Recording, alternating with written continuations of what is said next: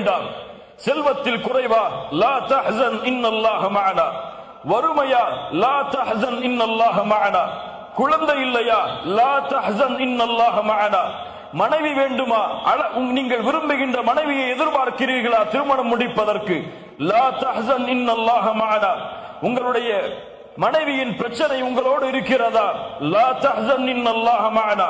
உங்களுடைய பெற்றோர்கள் உங்களிடத்திலே முறையிடுகிறார்களா, உங்களுக்கு மாற்றமாக நீங்கள் விரும்பாத முறையில் நடந்து கொள்கிறார்களா, லா தஹ்சன் இன்னல்லாஹ மஅனா.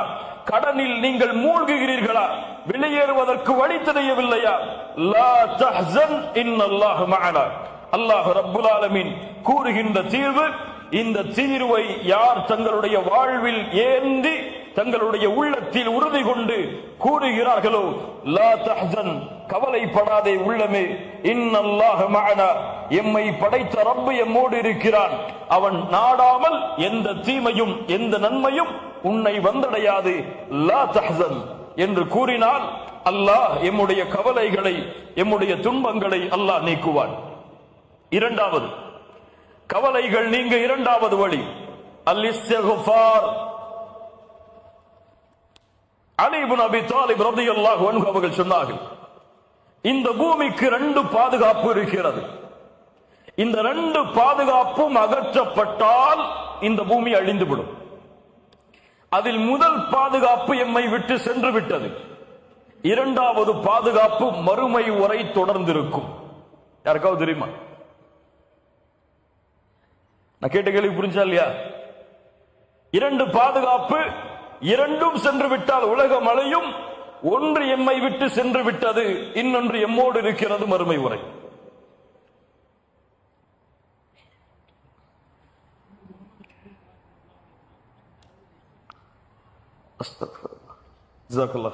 சூரத்துல் அன்ஃபால் 33வது வசனம் விடை சொல்லுகிறது, وَمَا كَانَ اللَّهُ لِيُعَذِّبَهُمْ وَأَنْتَ فِيهِمْ. முஹம்மது ரசூலின் சமூகமே, அல்லாஹ்விற்கு நன்றி சொல்லுங்கள். அல்லாஹ் அந்த தூதரை எமக்கு வழிகாட்டுவதற்காக கொடுத்ததற்கு. அல்லாஹ் கூறுகிறான், நபியே, நீங்கள் இந்த பூமியில் இருக்கும் வரை என்னுடைய வேதனையை நான் இந்த பூமியின் மீது இறக்க மாட்டேன். இந்த பூமிக்கு வேதனையிலிருந்து தடுக்கக்கூடிய முதல் தடுப்பு முஹம்மது ரசூலுல்லாஹ் ஸல்லல்லாஹு அலைஹி வஸல்லம். நீங்கள் இருக்கும் வரை அவர்களை நான் வேதனை செய்ய மாட்டேன். இரண்டாவது, வமா கான அல்லாஹு முஅذிபஹும் வஹும் யஸ்தக்ஃபிரூன். அல்லாஹ்விடத்திலே பாவ மன்னிப்பை கேட்டுக் கொண்டிருக்கும் வரையும் அவர்களை நாம் வேதனை செய்ய மாட்டோம். இஸ்திக்ஃபார், முஹம்மது ரசூலுல்லாஹ் எம்மை விட்டு சென்று விட்டார்கள். ஆனால் இஸ்திக்ஃபார், பாவ மன்னிப்பு மறுமை வரை எம்மோடு இருக்கும். அல்லாஹ்வுடைய தூதர் ஸல்லல்லாஹு அலைஹி வஸல்லம் சொன்னார்கள், யார் இஸ்திக்ஃபாரை பாவ மன்னிப்பை அதிகமாக தேடுகிறார்களோ, ஜஅல அல்லாஹு லஹு மின் குல்லி ஹம்மின் ஃபரஜா, ஒவ்வொரு துக்கத்திலிருந்தும் வெளியேறக்கூடிய வழியை, வமின் குல்லி ضيقின் மக்ரஜா, ஒவ்வொரு நெருக்கடியிலிருந்தும் வெளியேறக்கூடிய வழியை, அவர் எண்ணாத புறத்திலிருந்து அவருக்கு வாழ்வாதாரத்தை அல்லாஹ் ஏற்படுத்துவார். எதை அதிகமாக செய்தால்? எதை அதிகமாக செய்தால்? இஸ்திக்ஃபார், பாவ மன்னிப்பை. கண்ணியத்துக்குரியவர்களே, உங்களுக்கு தெரியுமா, அஸ்ஸுனூப், பாவங்கள். உங்களுக்கு தெரியுமா எது இப்லீஸை அல்லாஹ்வுடைய ரஹ்மத்தில் இருந்து விலக்கியது? எது இப்லீஸுக்கு அல்லாஹ்வுடைய லானத்தை வாங்கி தந்தது? எது ஃபிர்அவுனையும் அவர்களுடைய சமூகத்தையும் கடலில் மூழ்கடித்தது? எது சமூது கூட்டத்தையும் நபி சாலிஹின் கூட்டத்தையும் அழித்தது? எது காரூனை இந்த பூமியில் சொருக வைத்தது, அழிக்க வைத்தது? இந்த பூமியில் ஏற்படுகின்ற கஷ்டம், இந்த பூமியில் ஏற்படுகின்ற துன்பம், இந்த பூமியில் ஏற்படுகின்ற வேதனை, இவற்றிற்கெல்லாம் காரணம் என்ன தெரியுமா? கேள்வி பலவாக இருந்தாலும் பதில் ஒன்றுதான். இதற்கெல்லாம் முக்கிய காரணம் அஸ்ஸுனூப், பாவங்கள். இந்த பூமியில் எந்த ஒரு சோதனையும் விழுவதில்லை, இந்த பூமி பாவத்தால் நிரம்புவதாலே தவிர. அல்லாஹ் ரப்புல் ஆலமீன் கூறுகிறான் சூரத்துர் ரூம் 41வது வசனம், ظهر الفساد في البر والبحر بما كسبت أيدي الناس. கடலிலும் நிலத்திலும் குழப்பங்கள் பரவுகிறது ஏன்? மனிதர்களுடைய கரங்கள் சம்பாதித்த பாவத்தால். சூரத்து ஷூரா 30வது வசனம், وما أصابكم من مصيبة فبما كسبت أيديكم. எந்த ஒரு சோதனைகளும் உங்களை சூழ்வதில்லை உங்களுடைய கரங்கள் சம்பாதிக்கும் பாவங்களாலே தவிர. சூரத்துல் அன்ஆம் 146வது வசனம், ذلك جزيناهم ببغيهم يعني أي ظلمهم. அவர்களுடைய அநியாயத்தின் காரணத்தாலே அல்லாஹ் இந்த வேதனையை கூலியாக கொடுத்தான். சூரத்துல் ஆல இம்ரான் 11வது வசனம், فأخذهم الله بذنوبهم. அவர்களுடைய பாவங்களாலே அல்லாஹ் அவர்களை பிடித்தான். அல்லாஹ்வுடைய தூதர் ஸல்லல்லாஹு அலைஹி வஸல்லம் சொன்னார்கள், உணவின் விரிப்பை நோக்கி பசித்தவன் எப்படி பாய்வானோ அது போன்ற எதிரிகள் என் சமூகத்தை நோக்கி பாய்வார்கள். அல்லாஹ்வுடைய தூதரே, அந்த நேரத்தில் நாங்கள் குறைவான எண்ணிக்கையில் இருப்போமா? அல்லாஹ்வுடைய தூதர் சொன்னார்கள், இல்லை, ஒருபோதும் இல்லை. பல் அன்தும் யௌமைதின் கஸீர் கஸீர். அதிகமான எண்ணிக்கையில் இருப்பீர்கள். ஆற்றில் வெள்ளப்பெருக்கத்திலே வரக்கூடிய நுரையை போன்று உங்களுடைய எண்ணிக்கை இருக்கும். என்ன அர்த்தம்? எண்ணிக்கை எல்லாம் கோடான கோடி. உலகத்தின் 2வது தரமுடைய மக்கள், எந்த நாட்டிலும் முதல் தரம், அவ்வளவு உலகத்தின் மெஜாரிட்டி. ஆனால் ஆற்றின் வெள்ளப்பெருக்கத்தில் வரக்கூடிய நுரைக்கு என்ன மதிப்போ அதுதான் அந்த எண்ணிக்கைக்கு மதிப்பு. ஏன் அல்லாஹ்வுடைய தூதரே மேலும் சொன்னார்கள், அல்லாஹ் எதிரிகளுடைய பயத்தை, உங்களுடைய எதிரிகளுடைய உள்ளத்திலிருந்து உங்கள் மீதுள்ள பயத்தை அல்லாஹ் எடுத்து உங்களுடைய உள்ளத்தில் அல்லாஹ் வகுனை சாட்டுவான்.